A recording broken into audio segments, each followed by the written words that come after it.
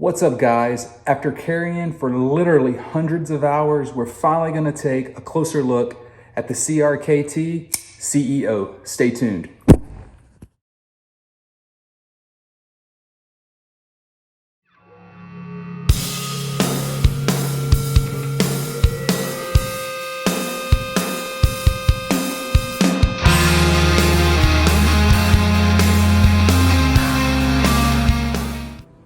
All right, guys, the time has finally come to take a closer look at this little gem. I've had it for about a year now, and we're gonna go over the top 10 reasons. It's probably the best professional everyday carry knife that you can get. We'll jump right into kind of the stats of it, and then we'll go over my list of what I think makes it so great. So it's designed by Richard Rogers. That's the designer. To me, he did just a fantastic job on it. Just in general, looks, feel. I always say that it reminds me of a little samurai sword for some reason. But yeah, I think that's just an awesome design. And you notice the action on it, just how smoothly, it opens. It's not assisted opening. That's just from the ball bearings. So it has the IKBS ball bearing pivot design, and those are used in a lot of different knives, but they were originally made for the butterfly, the balisongs. I'm probably butchering the way you pronounce it, but you guys know what I'm talking about. It's got a high carbon stainless steel blade that is it's actually 8CR13 MOV. It retains its edge fairly well. I'll touch it up every few weeks just to make sure I keep it sharp and don't let it get too dull, because you guys know that I'm not a master at sharpening. So I find that if I can kind of keep up the maintenance on it, then it's it's easier to keep an edge on it. The length of the blade is 3.17 inches, so that's legal in most states. You'd have to check your local requirements. In Texas, it's definitely legal here. You guys know I'm not a huge fan of serrated edges, so having a plain edge is awesome. Although I did acquire a knife, you guys probably saw it in the Tacoma video I did last time, that is serrated. It's a cool knife. It's like a nice fidget toy for me. I love that knife so much. That's what I've actually been carrying for the last last month. So got the satin finish on the blade. The handle is like a glass reinforced nylon, and you see it's got like a fish scale pattern on it, which is really a cool pattern. I think it is, at least. And then kind of the chrome. I do wish that it was more of a satin on the highlights, and the shiny does, to me, give it more of a kind of a professional or fancy look. But I don't know. I like stuff that's matte better. So closed, it's 4.4 inches. Open, it's about 7.5 inches. And the weight is about 2.1 ounces. Yeah, I was weighing it just with my hand. I'm that good. Nah, just joking. But and then it's the liner lock here, which you guys can see. So to jump in on the top 10, I guess I would say in no particular order, but I'll try to keep it where, number one's like, I guess, my favorite reason, or what I think makes it, the best for professional everyday carry. So number 10, the price for this one in particular is $34.99. Now, if you're a CEO and you want to spend more money or whatever, you can get different ones. So they do come in multiple options, but for this one, $39.99, to me that's a good price point, because it's a really good knife. It cuts well, and at $39.99, if you take it to work, and I don't know what kind of, you obviously know the rules at your own work, but if for some reason it gets confiscated or falls out of your pocket or you lose it, you're not out of a ton of money, and you can, $40 you can replace it fairly easily. So the second one we touched on a second ago was the colors. You can get it in different colors and material, so you can get a D2 steel for the blade, and then you can get the micarta in like burgundy, white, green, and that will bump the price up to $64.99 or $64.95, somewhere along there. But that's still, for what you get, I don't think that's really a bad price. They look really cool. Me personally, I would rather save the money. I don't think the bump up in price would be worth it.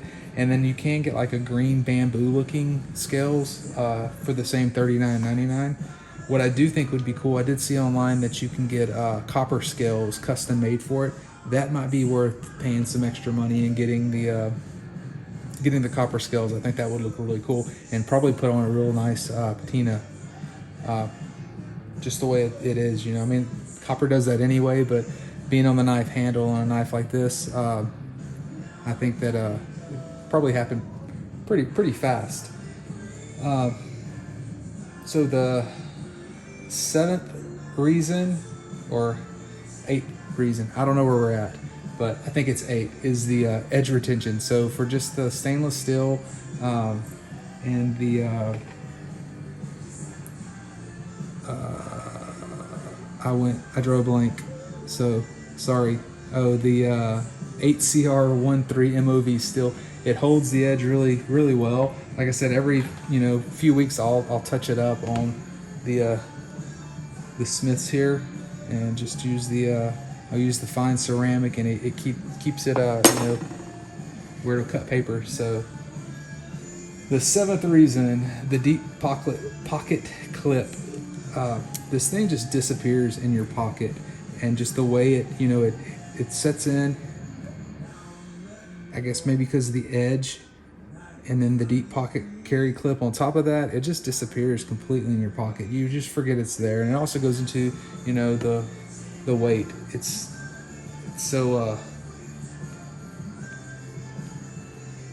light that you really don't even notice it's there. Even I've worn it I've carried it with slacks. Like that was a knife I carried to church one day in like dress pants, and it still just disappeared. It was like not having anything at all. Next we have the blade length. What I like is to be so light and to be so narrow and thin. It still has a good length on it. So like as a comparison, it's not as big, but my new Gerber, it's the cutting edge isn't far off there. I mean, you lack a little bit, but it's not enough to really make a difference. And it cuts better than this. I'm not a huge fan of the Tonto, but like I said, I love this knife so much, even though it's not something I would typically carry. It was a Christmas gift, and I'm really glad I got it. All right, so next is that ball bearing design. The ball bearing design just makes it super quick to open. Like I said, it's not an assisted opening, but it just flips out there so quickly. So as a kind of a comparison, you have the assisted opening and not assisted, and there's not a whole lot of difference in the speed there.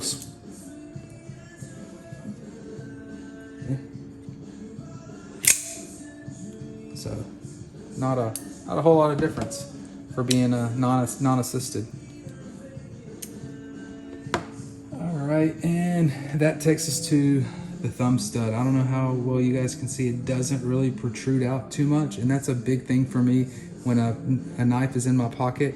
If it protrudes out too much, it'll catch my hand when I'm trying to get my keys or wallet out. I end up carrying my keys in my wallet, and I carry my wallet in that same pocket, and I carry the keys in the coin pocket, the little donkey key fob that you get with Jeep.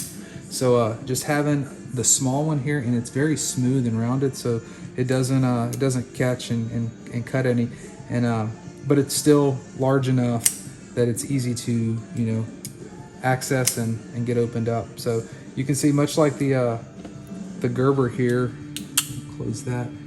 It's got little ridges that allow you to get some surface area there, but it's smooth and rounded off, so it doesn't catch. And that's the same way this one is, if you notice. Next is the weight. like I said earlier, it's so extremely light that it just disappears in your pocket. So the weight is 2.1 ounces, as we talked about earlier, and it's just, like I said, it's just such an easy knife to carry.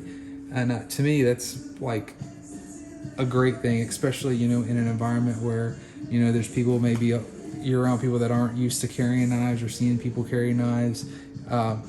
And if you're anything like me, there's always something you have to open.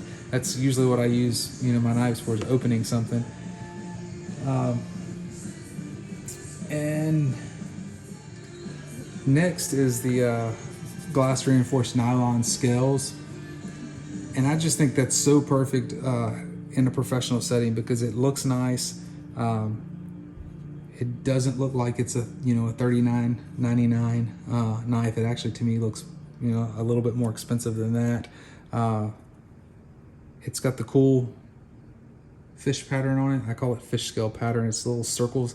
Kind of goes in line with the thumb stud here, but there's it's like circles stacked on circles. Reminds me almost of vinyl, like a record, or laid all out and shrunken down or whatever. But that's just it's a really cool pattern. And yep. So last and not least at all for me is the intimidation factor, or for this knife, the lack thereof. You can pull this out around anyone, someone who's, like I said, used to seeing knives, not used to seeing knives, and they don't really think much of it, because it's not just super intimidating. Whereas you pull this out, just the sound alone, makes it more intimidating. And then the size of it as well. It's just a big, beefy, chunky knife.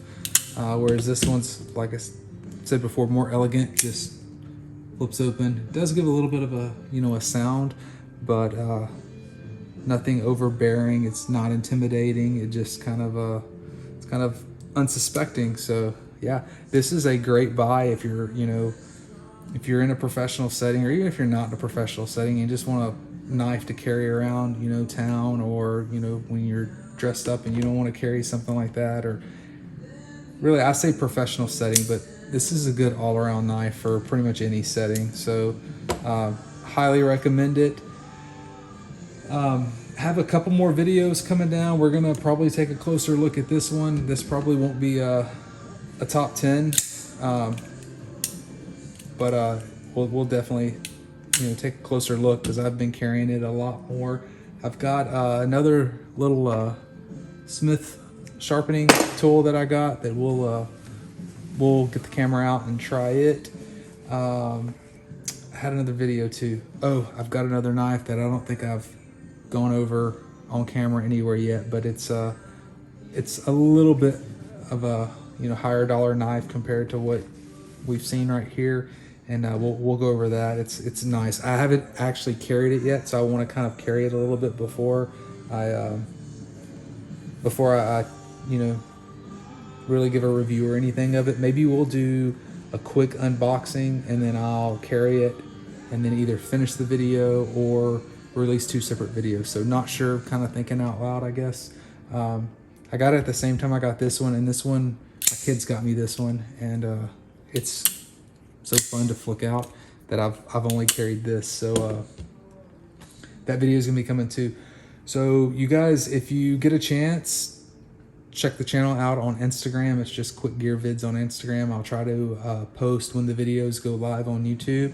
I also started another video account, but it's kind of weird. It's a Rumble account, but I haven't posted any videos because I need to check their licensing agreements. I think you can monetize right off the bat, but I don't know. It just seems weird to me, so I created the account, but I haven't posted anything on it yet. So as soon as I look more into that, maybe the videos will go up simultaneously, because I don't think they limit you. So like, YouTube's weird, and the algorithm will push down videos that have guns and stuff in it, and prop up other videos. So being that we've done enough everyday carry videos with guns in it, that I'm sure those videos aren't ranked as high as other videos. So maybe that that helps. I don't know. I guess also having it on more than one platform can't hurt, right? So look out for those things, and that's it. The CRKT CEO. It's a great knife. As always, please like, subscribe, and comment down below.